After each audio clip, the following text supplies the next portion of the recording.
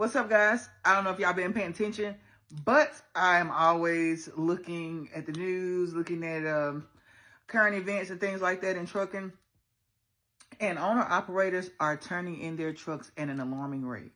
Like, if you're thinking about going into lease purchase or being an owner-operator, right now is definitely not the time to do that. You understand me? Like, I know everybody always say, oh, you should get your own truck. You should lease purchase. Listen, let me tell you something. I don't give a darn if you got 10 years in the game.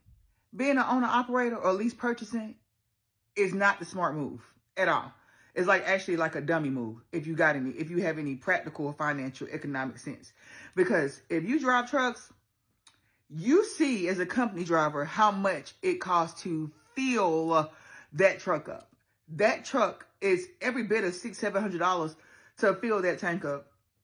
And the most you're going is about 500-600 miles. And you'll probably be at a quarter of a tank by the time you get there. Now imagine doing that 3-4 times out the week. You understand me? The insurance on those trucks are astronomical, as well as the maintenance. I was just talking to this guy the other day. This dude had to pay 11 grand to get his radiator fixed.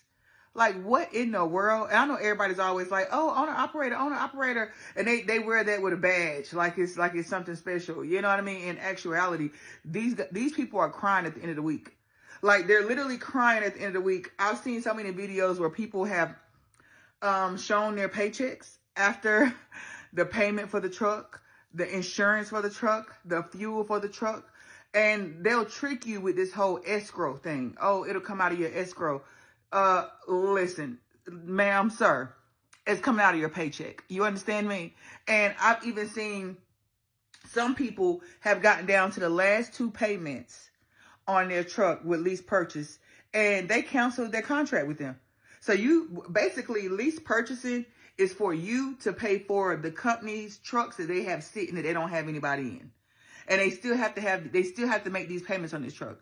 When you go to these trucking companies and you see they have 10, 15, 20 trucks, tractors just sitting, understand that they have to make payments on those. Those are not theirs. They're making payments on those.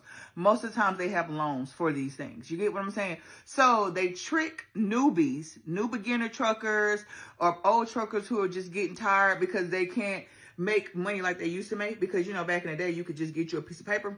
I mean, you got your little e-logs. It was on paper. You could just write it in. Hell, you can go from Texas to Florida. You know what I'm saying? And one day, and you would get paid for it because, you know, it's paper law.